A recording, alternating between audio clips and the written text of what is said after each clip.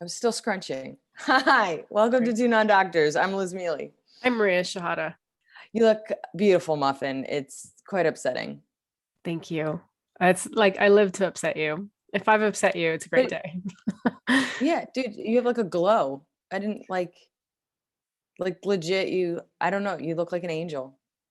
Thank you. I don't know why. I I used a lotion, new lotion, like right before I put the foundation on. Maybe it was that. I think it did something. I genuinely think it did something. It's French. um, you might be. I think you're sensing the French products that I'm using, It's which are quite superior. yeah, it's essence du français. I will never speak French again. I'm so sorry.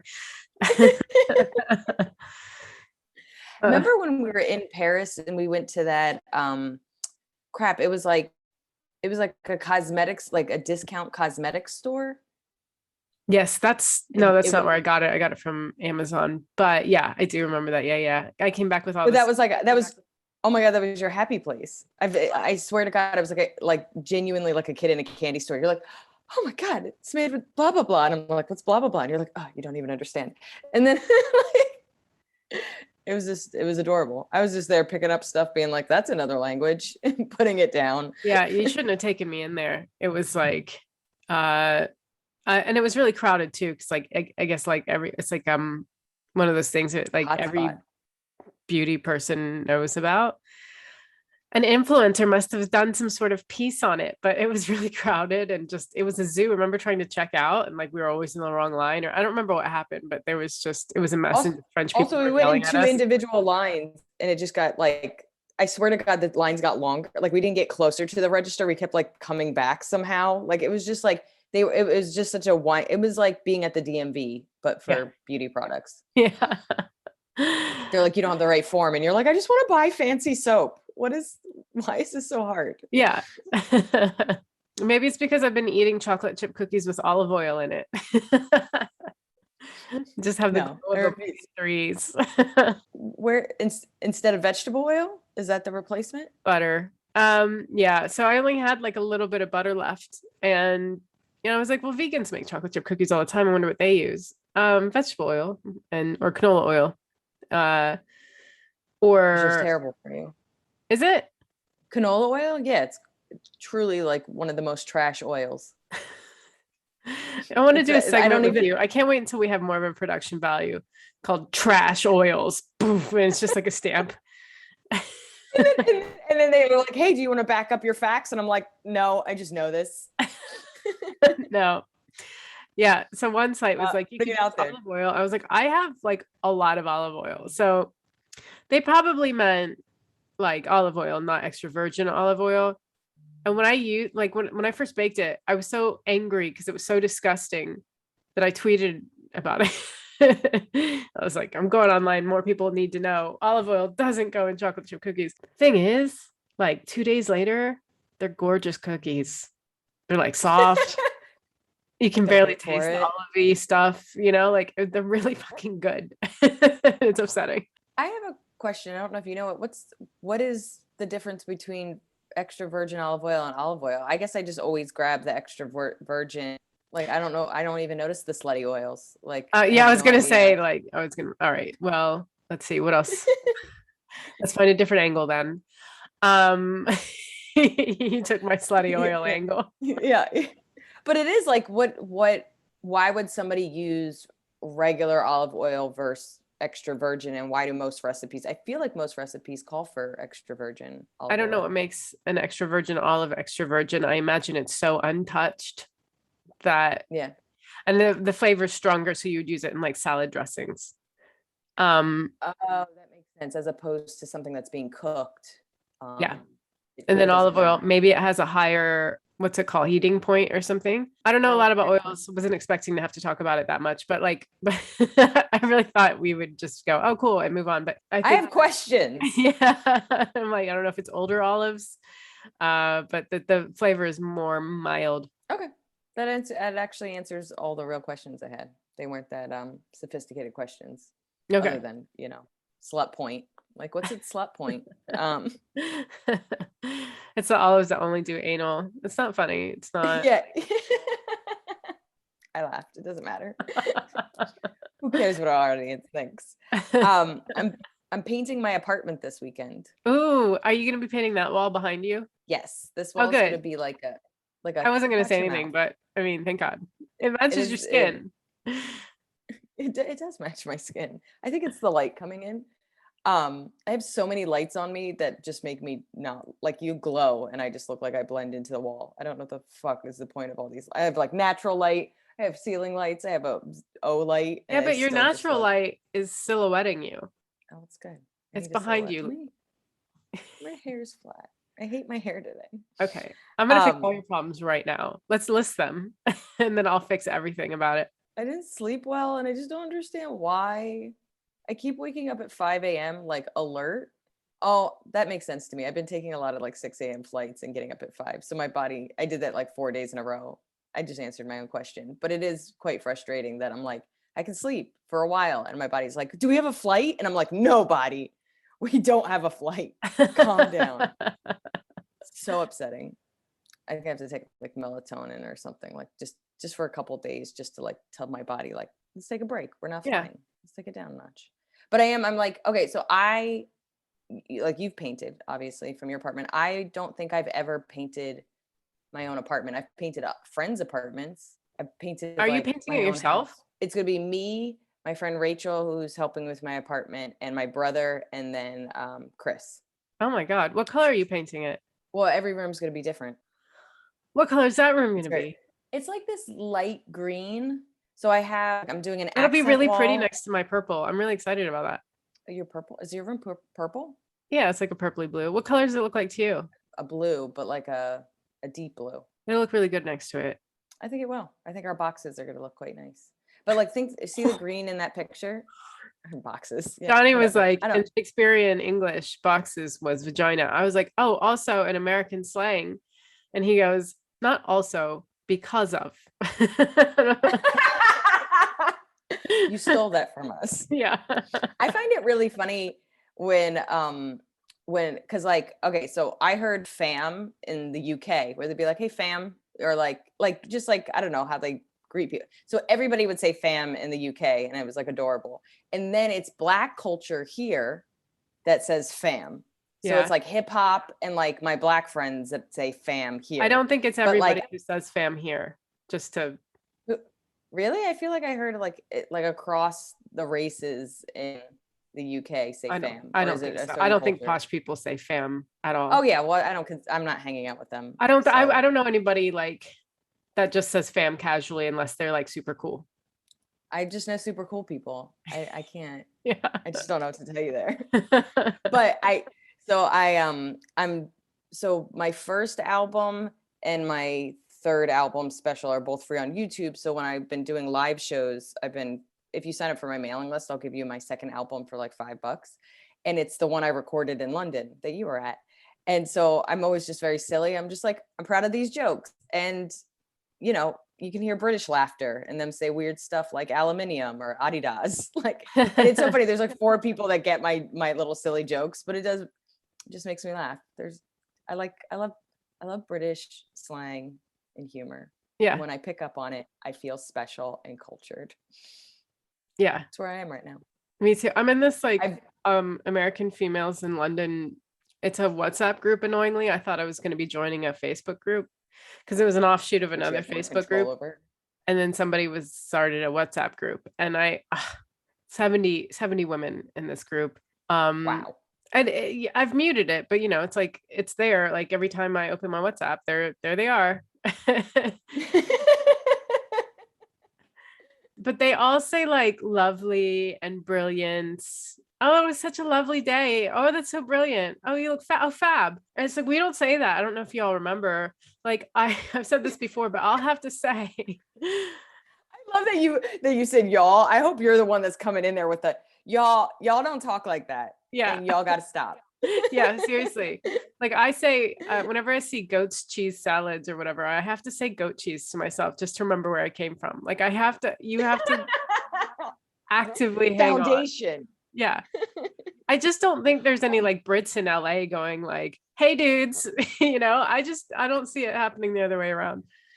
When they do it, they do it to make fun of you. And it hurts my feelings because I know how much I say dude. Yeah. Like to the point where like I was on a date a couple of weeks ago and I was like, oh, it's so exciting. Thanks, dude. And then I was like, stop calling people you potentially might make out with, dude. Like we've known that since we were teenagers, Liz. And when are we going to learn? Like therapy hasn't stopped me from calling everybody dude. And I really feel like it's failed me. Yeah. Sometimes Johnny calls me mate and I'm like, mate. No. Nope. No, not the British dude. We're not doing the British dude. I am the love of your life. I am fam, if anything. I like the idea that you present a chart. You're like, mate equals no sex. Fam, possibly. You know what I mean? Like, so just choose your words wisely. What category do you want? Do you want me to be your mate? Bruv is no love. Get it? So oh my God, we could teach a whole course. This is so fun. I know. Okay, announcements. Yeah. Patrons, people that give us money. Thank you so much. We are super grateful. If you do not know, when you become a Patreon, you could get stickers, you can get weekly bonuses, you can get monthly bonuses, you can control our Googles, you can become a Google guest, you can get our albums, Marie's albums coming up soon, which is very exciting. And you can get a signed copy of my book. There are tons of bonuses and tons of rewards if you become a Patreon. So go to patreon.com/2nondoctors, full word doctors. Yeah, and follow us on the socials. You can follow us on Facebook, YouTube, and Twitter at 2nondoctors. It's the number 2 full word doctors, and Instagram at 2nondrs. You can see all the pictures. We have videos. Yeah. It's just videos. Yeah. If you have time and you are feeling kind, leave us a rate and review on Apple Podcasts because it helps us get seen. That's a big deal for us. It helps us feel great. Thank you to everyone who's already sent us some really kind reviews. We are enjoying those, and we'll post them on our socials and be like, yeah, woo, you're the best. Because you are. We love it. And then we are doing a stand-up show plus live 2Non-Doctors in Brooklyn, December 29th at Union Hall. What, at 7:30? I don't remember. I think it's on my website. Or 7:30 to 9:30 or 7:30. Yeah. So 7:30 Union Hall in Brooklyn, New York. You can come see me and Maria do stand-up. You can see a live 2Non-Doctors. And adding more dates, but the biggest date is I am headlining in Seattle, November 26th and 27th, right after Thanksgiving. Word. Maria? Yeah. I'll be in Oxford next month. Sweet. Fan mail? Yeah. Are you okay with doing more circumcision if it's a different perspective? Although we'll have to put it on the shelf soon. Yeah. Last one. Yeah, I kind of figured last one. This one, we've done two male perspectives. I thought another lady perspective. Okay. A mother perspective. Okay. Okay, so this is from Shana. It says, "Hi, Maria and Liz." Hi, Shana. So I have to admit, I know her. she said that at the end. Hi, Shana. Get it? Shana's my friend. I have a friend. Okay, so I have to admit, I usually don't have time to listen to podcasts, but when I saw on my IG newsfeed what the topic was, I made the time. Keeping boys intact is something that I feel very passionate about, but my husband does not agree. When we found out we were pregnant in 2015, we had huge debates on circumcision. My husband's main points were, I want my son to look like me. I don't want him to get made fun of in the locker room when he's older. 3, I don't want future partners to think it's gross. All these points seemed extremely superficial and not valid reasons to mutilate a baby's body. I've been with a few intact guys in my life, and it never mattered to me. Most of my girlfriends that have talked about it feel the same. Luckily, we ended up with a girl, and it was a non-issue. Fast forward 4 years later, and surprise, it's the pandemic, and we got pregnant. I was so scared of finding out it was a boy because I genuinely felt like this argument was going to make us get a divorce. But out of nowhere, my husband said, I know you're worried about the circumcision thing, and I see how important it is to you, so I'm going to let you choose. I asked him if he wanted me to send him some articles or a documentary about why I feel so strongly about it. He said, no, it's fine. All that to say, we have a 6-month-old boy now who is not circumcised. I understand the slight increased chance of getting an infection or an STD or something, but that's why you teach kids basic hygiene and to wrap it up. Also, I should add that it came up in conversation somehow that my husband has never seen another penis in a locker room back in the day. So that point is moot. One more thing. As a former nanny and daycare preschool teacher, I have done a lot of diaper changes and potty training through the years. At least 2 boys in each of my class each year have not been circumcised. Neither were the 2 boys I nannied in California. So the percentage is definitely declining in the US. My bottom line is roughly 2/3 of men on this planet are not circumcised. While some may have to deal with an extra infection or 2, overall, I'm sure the majority is fine. Babies feel pain too. I know that they don't remember it, but there was no way I was going to let my perfectly innocent baby boy get his foreskin cut off for superficial reasons or for a medical reason that may or may not happen to him. Sorry for the longer email. I know you asked for males' opinions, but I couldn't help it. I get heated over this. Hope you girls are doing well, Shana. And then she sent the cutest picture of her baby boy. I didn't see that. Okay, I'll have to look. Sorry, I didn't see that. Yeah, absolutely cute. I thought this was an important one to read. First of all, it goes back to our last fan email where the guy was just like, women treat uncircumcised guys like dicks, and that's the wrong sentence. Treat uncircumcised guys. As I said it, I was like, look, get a vocabulary, Liz. This is so sad.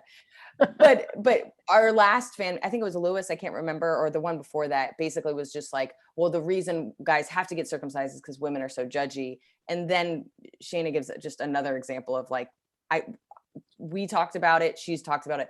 I don't know any woman that's ever been more than like, oh, that's different, and then moved on. Like, oh yeah, no, like I truly don't know any women that have judged.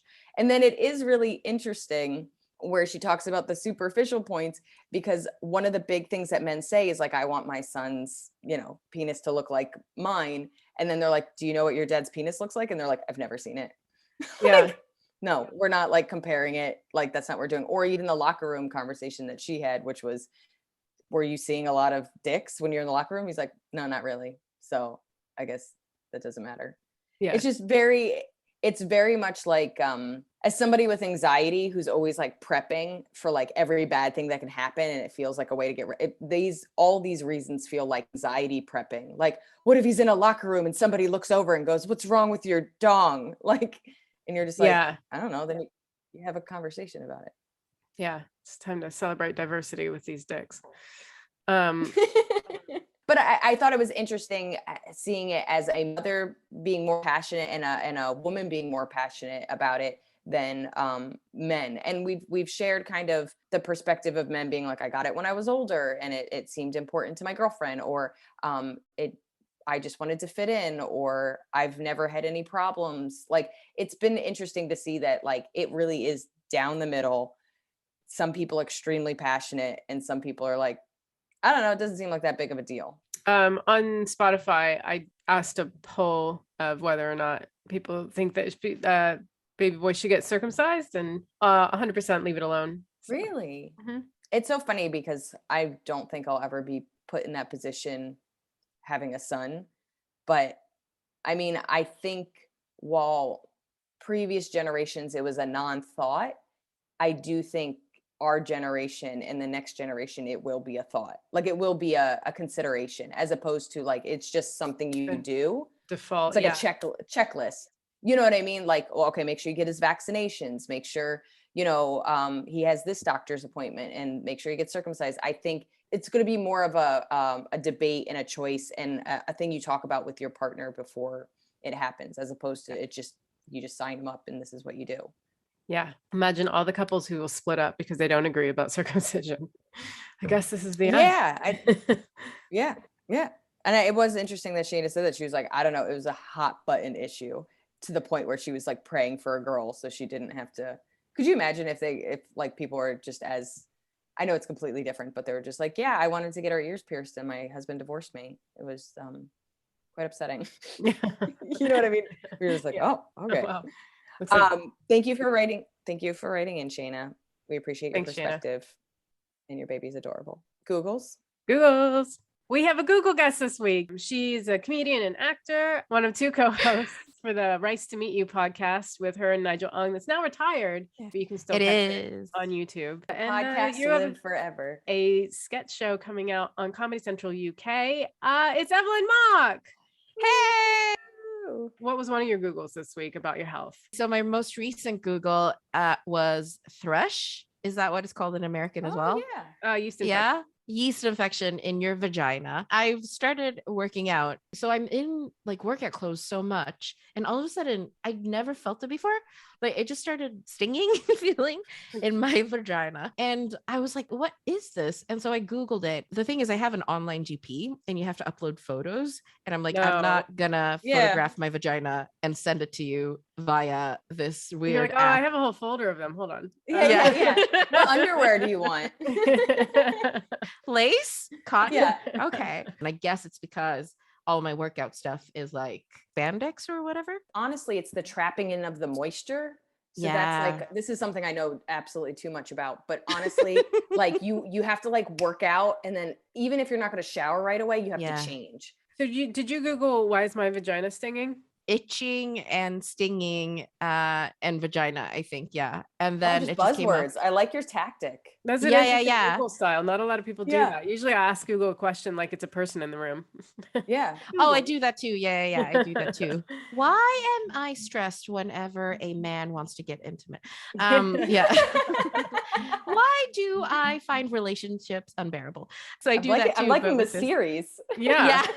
This is like a haiku. Like, you know how you're supposed to learn about what's going on in a haiku based on what's not said? You get like just a few words. Like there's a whole story building just on like 2 Google sentences. As we become therapists, we're like, let's talk about intimacy. So yes, they were like, okay, it sounds like a yeast infection. And you know, you go buy over the counter stuff. It's a packet of cream. And then it's like a tablet that you swallow. That's supposed to like, or something like that, like a pink packet. I don't think you swallow that tablet. There is one with the vaginal tablets as well. Yeah. Okay. I was like, you might have trouble. Oh, there is one with a hard one. As Maria backs away, she's like, I'm not a doctor, but I'm pretty sure you just swallowed a suppository. I was like, oh my God. I don't want to break this to my friend.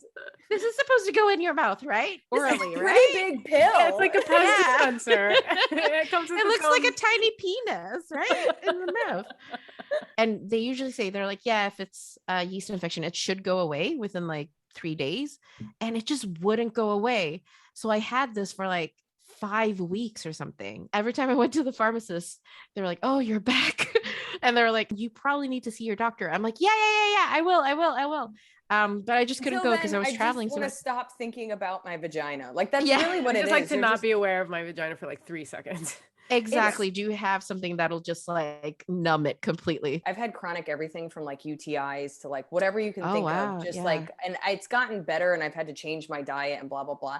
But it is so funny that when I feel better, I'm just like, oh, I haven't thought about my vagina today. The same way that like if you have a cold and you're like dripping from your nose and like you can't breathe out of your face. And then one day you just feel better and you're like, oh my God, I forgot how nice it is to not always worry about being a snotty mess. And so I went to the doctor in Sweden and she wouldn't even examine me. I had to make her examine me. And then she prescribed me. She was like, okay, we're going to prescribe you something stronger for a yeast infection. The cream stung more than the infection. This is the benefit of having 2 countries that you can see a doctor in. But I was talking to the one in London and she was like, okay, well, if that's the case, then maybe it's like dermatitis or something. Like either eczema?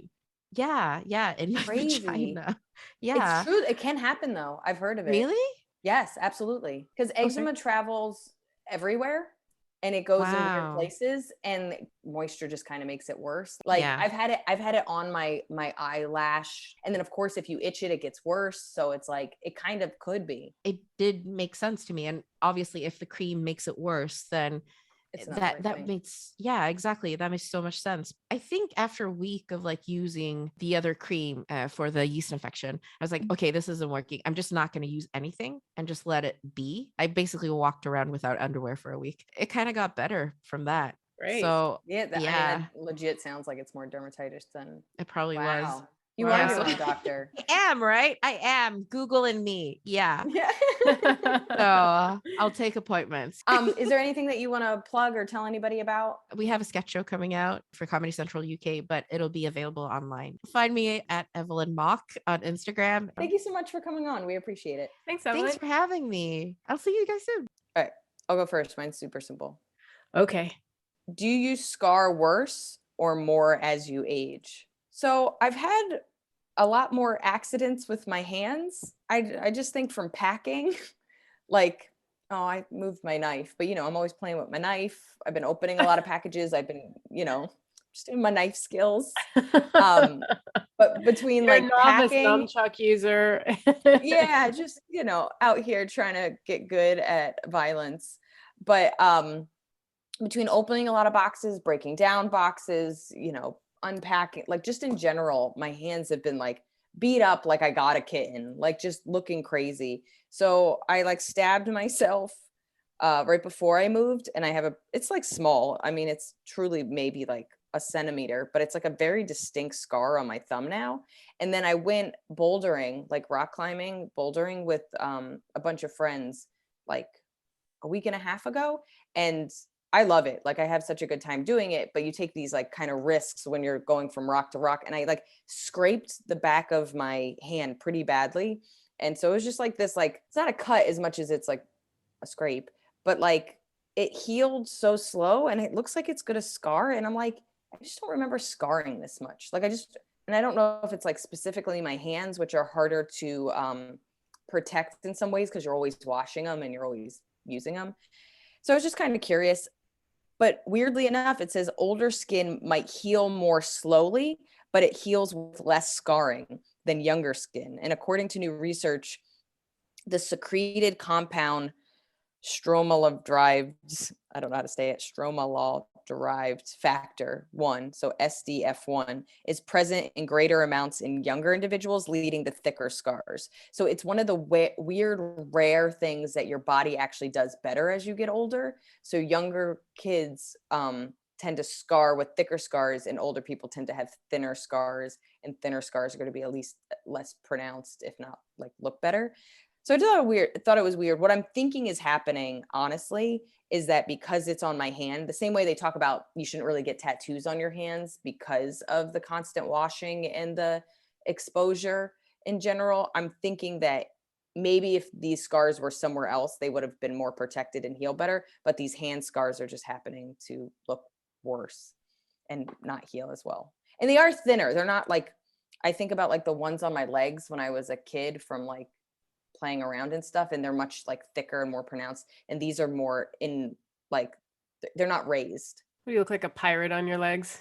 You just have a bunch of like really like keloid scars on your legs. The most pronounced, they're not that many, but the most pronounced is in my shin, and I remember it so clearly. There was a picture frame, there was like a big picture that hadn't been hung up, and it was on the ground in the basement, and I was fighting with my older sister, and she pushed me into the frame, and it like dug into my leg, and I started to bleed profusely and cry. And, my older sister, who was like a little bit of a bully, was like, sorry. I was like, not sorry now, I'm injured. Like, I remember being like, I have proof that you're a villain. Like, I remember running up the steps being like, Mom, she's trying to murder me. And it scarred. So it was a bad scar. Like, it's one of my most pronounced scars on my shin. Yeah. Like, I think I was like 8, but it was proof that my sister was mean. Yeah. And I cherish it. Yeah. Always every time I look at it, I think about how I'll never. Like, I knew she was mean. Yeah. What'd you Google? I Googled hang on. Does vaping cause poor circulation? Because I know smoking does. And my hands and feet are always cold, and like my fingers still getting numb from that Raynaud's thing. You remember how like last year my fingers were turning like blue and white and red? Like, yeah, it was so crazy. Yeah, it was really fucking freaky. So I was like, I thought it was because I was smoking, but I haven't smoked in like 5 months, but I do vape. Nice. I don't really feel like maybe that's what the glow is. It's just 5 months of not smoking. It's the vape. Oh, I was gonna say, I was like, no, you're just like, it's vaping. Yeah. This is cherry blossom or whatever I'm smoking. So I just wanted to read to see if vaping also constricted your blood vessels and like fucked with your circulation. The first article I read said that it did, and that it was like based on a study where participants like vaped no nicotine, but vaped like everything constricted like this high percentage rate. And then I read a Guardian article where the people in this study were saying how that study was bullshit because that study only did it once, and they took participants who did smoke and then didn't smoke and then had nicotine and then didn't have nicotine or whatever. I'll just read it to you and then I'll try to like maybe edit it down so it's not so long. The new study suggested switching from tobacco cigarettes to vaping could be a positive move for blood vessels, potentially reducing the risk of heart attacks and strokes, because the other study said it could cause heart attacks and strokes. Switching from tobacco cigarettes to electronic cigarettes improves your vascular function within the period of a month significantly, said Professor Jacob George of the University of Dundee. I love the name of that city, first author of the study. The study pushes back against research published earlier this week that suggested e-cigarettes use might impair blood vessel function. George and colleagues say that study was very small and flawed, not least because it looked only at the impact of a single vaping session. So I paraphrased by saying like, that study is bullshit.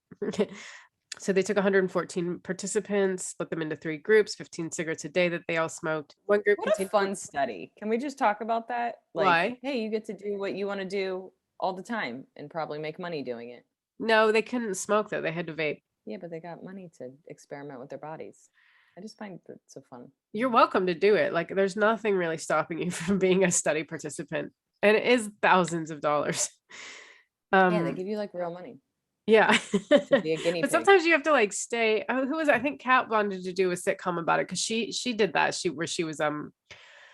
participated in a study and then like, but you had to like stay for months and like it really like does take up your life. What's it, Kat? Anyway, so they found that those who continue to smoke tobacco cigarettes showed little difference in their blood vessel function over a month. However, those in the vaping groups had more than 20% relative improvement in the measure and were halfway back to having blood vessel function on par with non-smokers. Similar results were found for those switching to e-cigarettes with and without nicotine. So that's great. So that's awesome. So I guess my question is, what in cigarettes is constricting is it the nicotine or is it the other chemicals that they usually put in cigarettes? I think like, by them seeing that like whether it had nicotine or not didn't matter means it wasn't the nicotine, but there's like thousands of chemicals in cigarettes. Yeah, so something in there is doing some damage. Yeah, women seem to improve more than men. They don't know why. Yeah. Superior. We know that. Yeah, so that's what I Googled. Awesome. Let's get personal. Yeah. What's a thing you love, but it's ruined by its fans? I'm curious what your answer is for this. Acting. Okay. I hate other actors. Like when I was in high school, the thespians in high school, like I just find them to be very pretentious. And so I liked acting. I just didn't want to be around them. When I was in LA, I would go to like casting. There would be these things where you'd pay $35 and you would get a chance to do a scene in front of a casting director. It was never an actual casting director. It was always like a casting director's assistant or somebody who needed money.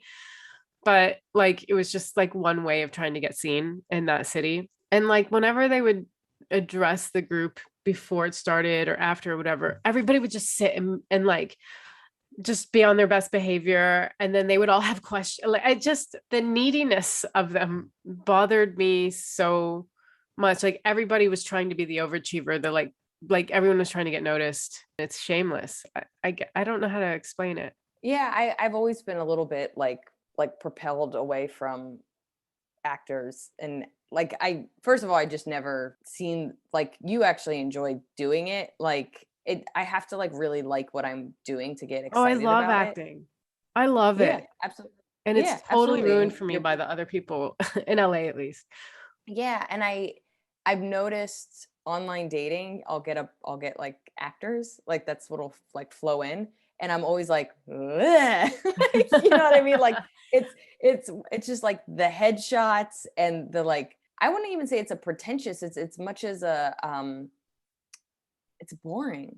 But it's almost as boring as like listening to someone talk about their workout or something. It's just it feels all very yes. Shallow. That's actually.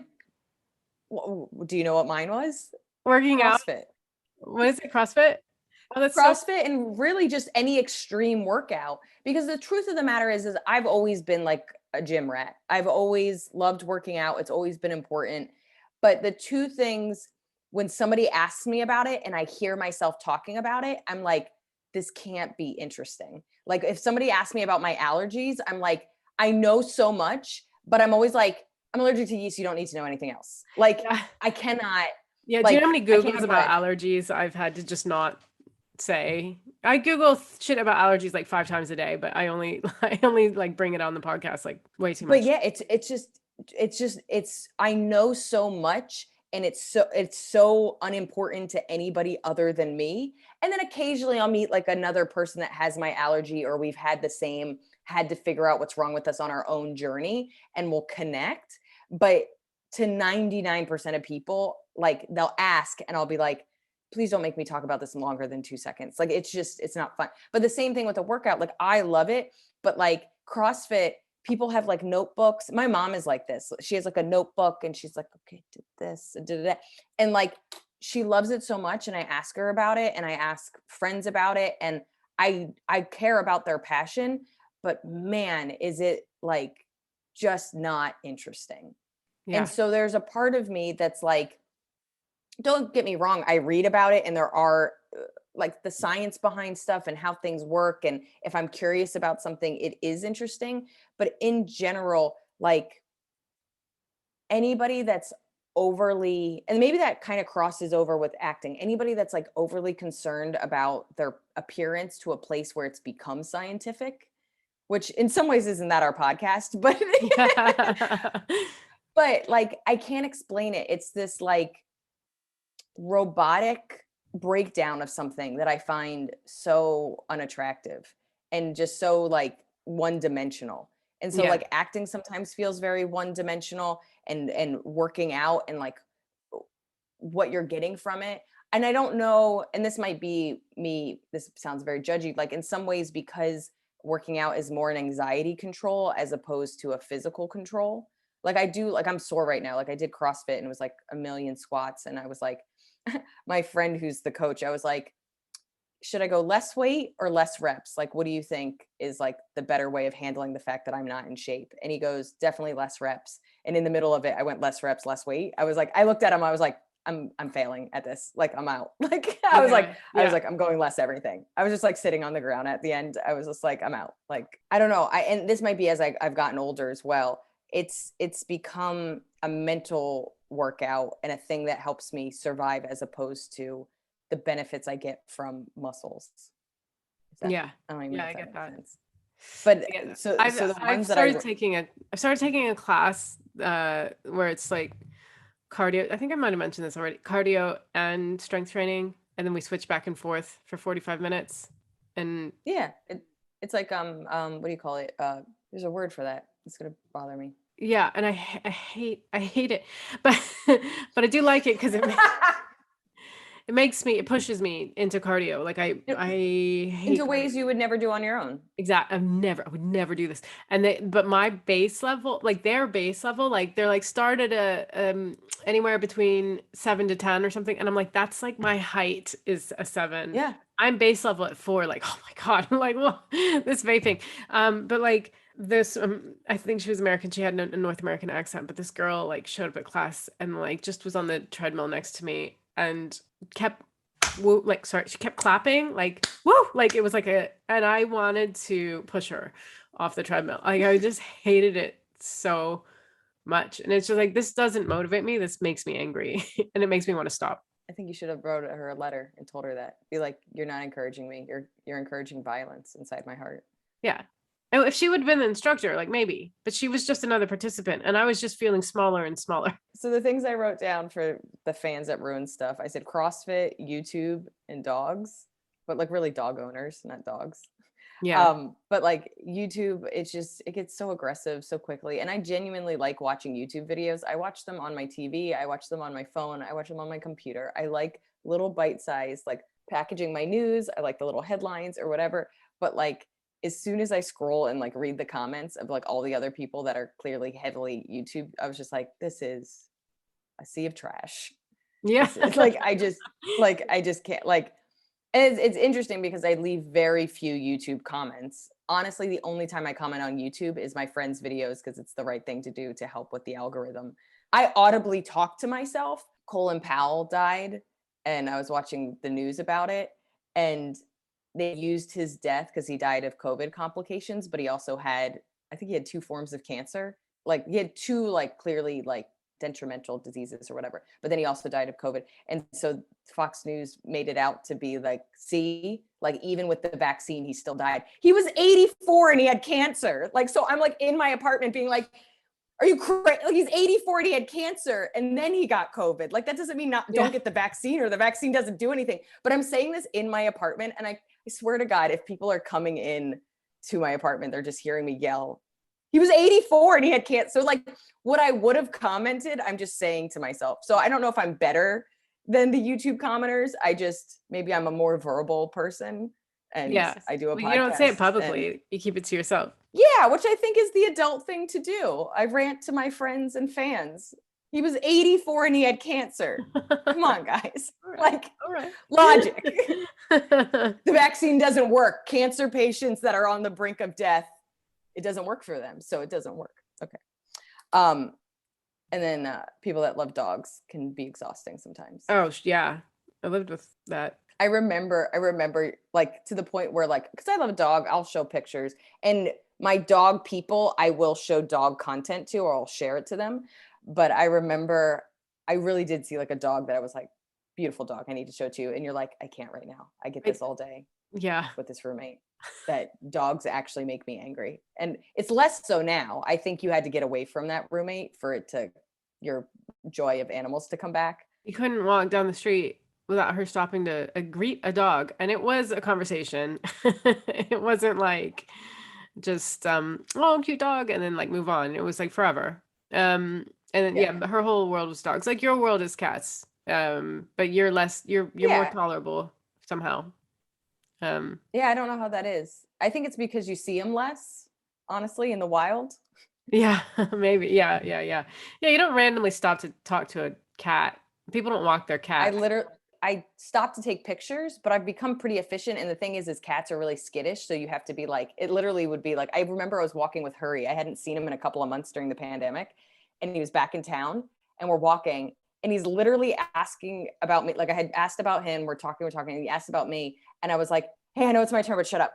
And then I ran across the street. We were walking with his baby. I ran across the street, take a picture of this cat in a window because it looked adorable. And then I ran back and I'd be like, that was necessary. And he goes, I understand, Liz. Missed you for 3 months. Yeah. The joys of sorry, I have to stop talking. I see a cat. You do the same with bubble tea. That is true. Shut up. We have to get bubble tea. Okay. Topic. Uh-huh. I don't know how to say our topic, even though I picked it out. I watched 2 of the most annoying videos on how to pronounce it. It's phthalates. Phthalates? It might be phthalates. It's phthalates. But it has a T in it, which throws everyone off. Phthalates. But one of the videos was like a misophonia nightmare. Like you could hear, like it was robotic, but somehow also saliva. It's just the most disgusting. So phthalates, thank you, because I meant to look it up, and I was like, this is a dyslexic nightmare. The reason I picked it is there's been a bunch of articles that have come out in the last week or two that are like, guys, it's bad. Like it's really bad, and it's in everything. And we briefly talked about it in makeup when we did our makeup episode, because it is in a lot of cosmetics, between like skincare to physical makeup. But it's a group of chemicals used to make plastics more durable, often called plasticizers. Some phthalates are used to help dissolve other materials. So that's, I think the dissolve aspect of it is probably going to be the cosmetics, like the perfume, nail polish, hairspray, soap, shampoo, skin moisturizer, and then the things that make things plastic more durable, think like medical tubing, fluid bags, but then like other things that it's found in: wood finishes, detergents, adhesives, plastic plumbing pipes, lubricants, solvents, insecticides, building materials, vinyl flooring, shower curtains. And my favorite part about this list is like general shower curtains. Like, you know what I mean? Like, it was just so weird to me that they were just like, guys, there's shower curtains out there. that And could be food bad for containers, you. like to-go containers, which is where I would encounter most of them. Yeah. Yes, and that's the biggest thing is, and we talked about it. I had a Google a couple of weeks ago about my soda stream, like my seltzer bottle, like it being this PBA free whatever, but like the plastic is supposed to be super durable, but then after a while the carbonization breaks it down. But like that's the biggest thing. It's like, oh, the other thing is it says foods high in crap, I already forgot how to pronounce it. Phthalates. Just ignore the T. So yeah, so they said food high in phthalates is like restaurant, cafeteria, and fast food, high fat dairy, fatty meats and poultry, and cooking oils. And so one of the ways they say that it does get into your body is like the food and drink packaging, what you were saying, eating animals exposed to it, using cosmetics, working with paint, printing, and plastic processing, and then medical conditions that use IV tubing, like, which is crazy to already be sick. And then this thing that's supposed to be making you better is making you sicker. And then like what it does is like, what is it? It fucks with the endocrine system. And I think it more specifically messes with testosterone. So it causes a lot of reproductive issues in males, but somehow that leads to cardiovascular disease and heart disease. Because it's not cancer that it's causing like cardiovascular disease. Some of it is cancer, like they do admit to that, but it seems to the through line is cardiovascular disease, but it shortens your lifespan. Like it really is, like it causes early death. So did you see anything that really told you what high exposure is? Although I think the biggest concern and why this is starting to be talked about now is high exposure is probably daily use, and we use it in everything. So you put it on your face or you put it on your body, then you get food and it's in your food, and then the food you're actually eating might have it, and then the thing that holds your drip, like I get if you're somebody that works with paint, that's like every day and high concentrate, but I think we're like, this death by 1,000 cuts, it's in everything, probably in small amounts. Well, that's what I was looking for. I was looking for something to tell me like what the difference between like low exposure and high exposure is, because it's like 100% of people are exposed to it. Everyone's been exposed to it, but like it's causing early deaths in people with high exposure to it. But what does that mean? That's like they didn't really measure it or tell us do these people work in plants, like plastic. Where do they work? What do they do? Yeah, like are you Bob Ross documentary? I didn't. Because he died of cancer, and they were saying like I watched him tap the paint thinner off of his brush every day, and we always told him to like use a mask, and he wouldn't do it. I think they said that. Might have made it up, but like they were saying that that's probably what caused him like his cancer is the paint thinner that he was exposed to every day.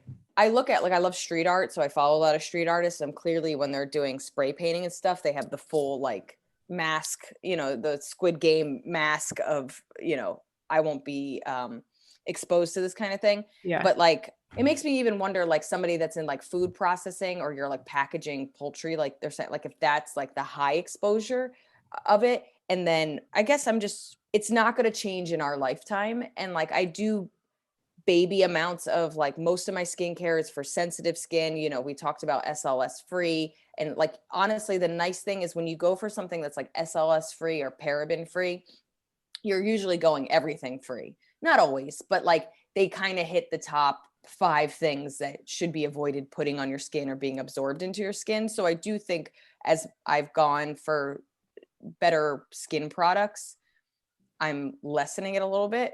But I think what really upsets me is like, even when you read labels, it doesn't say phthalates. It says like, this is the part I found easy to remember because they all starts with dye. So it's like, that's true. Like there's DHEP or dye. I like that. Mm-hmm. You don't want to dye, so don't use any products that start with dye. Yes, the DIPB is something to look for, like these acronyms, DHEP. I don't know what my watch just did, but it said done, and then it just recorded what I just said, which I hate. I hate this watch. I just want to say. Is it Apple Watch? Yeah. I don't know when it recorded what I was saying, but it went done. And I'm like, what'd you start? Why did you start? Most people have said they don't like the Apple Watch. I've never been excited about it. It's just a nagging little bitch on your wrist. It's telling you to stand up, sit down, calm down, breathe. Hey, I need you. Hey, do something. Oh my God. I hate it. You have like a baby. You have like a baby and a boss strapped to your wrist. What were those little toys we had when we were like in the 90s? Oh, Tamagotchis. Yeah. Yeah. I never I had a love them. but I feel like now I have one. I feel like it constantly is like, hey, I need you. Oh my God. I loved Tamagotchis and I killed probably 3. Like legit. Like, and I was like pretty much taking care of my brothers and I still couldn't keep like this tiny cat Tamagotchi alive. I think there's now like an app that's like a Tamagotchi, but I don't need to take care of anything. Yeah. I think where I'm most concerned is cosmetics. Honestly, as somebody that puts moisture on their face, I just got into perfumes recently. And so I went from, you know how they teach you to put it on your wrist and you put it on your kind of like your clavicle area. Like now I'm trying to do it more like my clothes. So it's not directly absorbed into my skin. I think what bothers me is I don't think anything's going to change too much in our lifetime because it's so much a part of everything. And then they also don't always label it. So you just kind of have to know what something is made of, or you have to like they even say like one of the solutions is if you're in the hospital, you have to ask for phthalate free tubing or something, which who knows if they'll even do that. Like, yeah, of course. Will your insurance cover that? Like all of a sudden, like you have to ask for something that's probably rare that is going to make your medical care even more difficult and expensive probably. Yeah. I don't think, I think it's impossible to avoid. I just like, is it worth even trying? It's like you can use a glass cup instead of plastic cup. I mean, I've always preferred ceramics and glass to plastic in general, just like mouthfeel. Like I've always like, I hate things being light when I pick it up in general.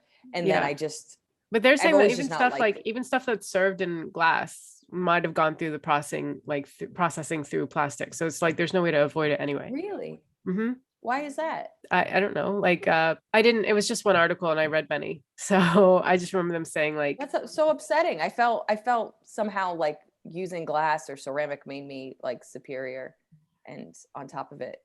No, but you look superior on top of it. Yeah, but who cares if you look at it if you're still going to die early? It's so upsetting. They say it affects different groups. They affects groups differently. So unborn babies and children are the most affected. And it's weirdly more harmful for males, which I think goes to the testosterone thing that you were saying earlier. Kids in puberty, adult women have more side effects, possibly because they use more personal care products. So it's weirdly like women are somehow more affected or have show more symptoms because of what we use. But men, I think, end up being more affected just because it does disturb their testosterone level. Yeah. And they have more testosterone. They say BPB, DPB, DEHP are permanently banned from toys and products intended to help children under 3 sleep, eat, teeth, or suck. So there has been knowledge and there has been some working when it comes to children and phthalates, just because they know it. They're kids, they're disproportionately affected by it, and it's in their mouth. Like I really feel like mothers and expecting mothers are the most on top of this kind of stuff, because when the kids in your, when the baby's in your belly, they're telling you all the things you can't eat and drink and do because it can affect their growth. And then everything is marketed to like keeping your baby safe, and you're in this like mental, as somebody that has 2 pregnant friends right now, you're just in the space of like everything you do can affect the baby, and everything is so that the risks are so much higher and have such bigger casualties, that I feel like that's where real change happens, is when it affects a baby. Yeah. Does that make sense? Yeah, it does. Yeah. So and there's more regulation when it comes to babies, but it just like childcare in general, like once they can like walk, they're like, it seems like a you problem. Like it just feels like once you're like 5, the fact that we don't care about adults but we care so much about babies is insane to me, where I'm just like, they become people. Yeah. And this article I read in The Guardian, I love that it always comes back to productivity. So they're just like, the amount of people we lose to early death is affecting our ability for people to work. And you're just like, is that all you guys care about? Keeping people alive so your system can continue to happen? Like, fine, but like, then make the changes. Stop killing people with your cheap plastic. I have a bunch of how to protect yourselves. Okay, cool. Okay. We talked about it earlier. Read labels. Although they say a lot of times it's not labeled, you can always look for the acronym DHEP or DIPB. As Maria said, if it has the word die in it, don't use it. Not the full word die, just DI. DI, but that's how I would spell it. So choose phthalate free products. a lot of times when somebody's trying to sell you stuff, it's on the front of the bottle. So that's why it's like, I really do like the clean products where it's like SLS free, paraben free.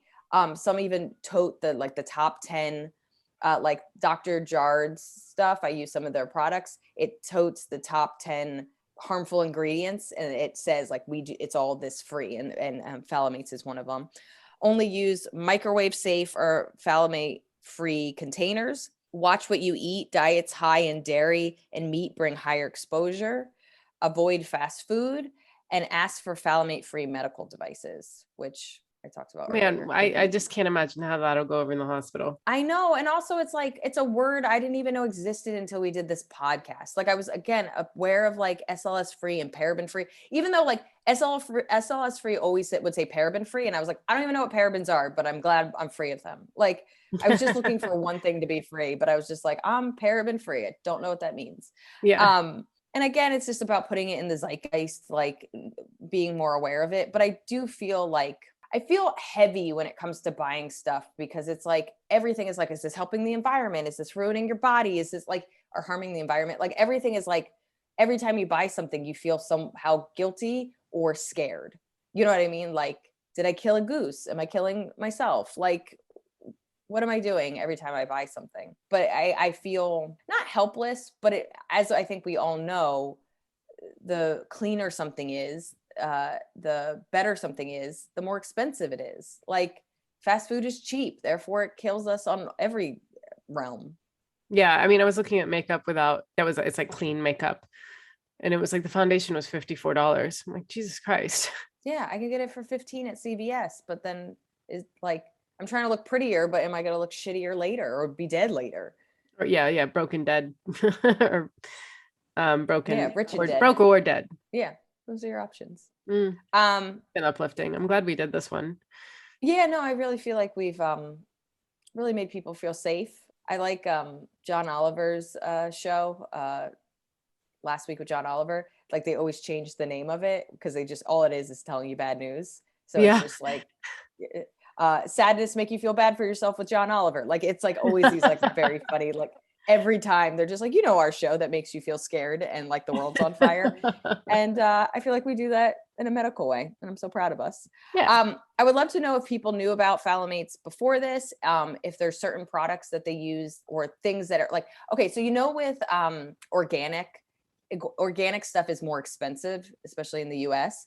But there's certain things that you're like, you don't have to buy organic because it doesn't matter. So you don't really need an organic banana because you just take the peel off and the banana, you know what I mean? It's kind of safe. So like you can save money by not eating organic bananas or oranges, but blueberries or something where you eat the skin of it, you would want it to be organic because it's touched pesticides or whatever. Yeah. So I wonder if there's a trick with phthalates where like here you're going to have lots of exposure, so you should avoid it. I would think like McDonald's packaging, as opposed to some cosmetic, like actually I would think cosmetics more so because it gets absorbed into your skin as opposed to. Right. If you're drinking out of a plastic cup at a festival or something, you're probably fine, you know? Like Yeah. what So are I'm the wondering, but this is why they should have said like what high exposure even means. does anybody know high exposure? Write to us. Mean guys. So you can write to us at 2non-doctors. What is that, Maria? That's 2non4doctors@gmail.com. And we'll see you next week. Thanks, guys. Yeah. Bye. Bye.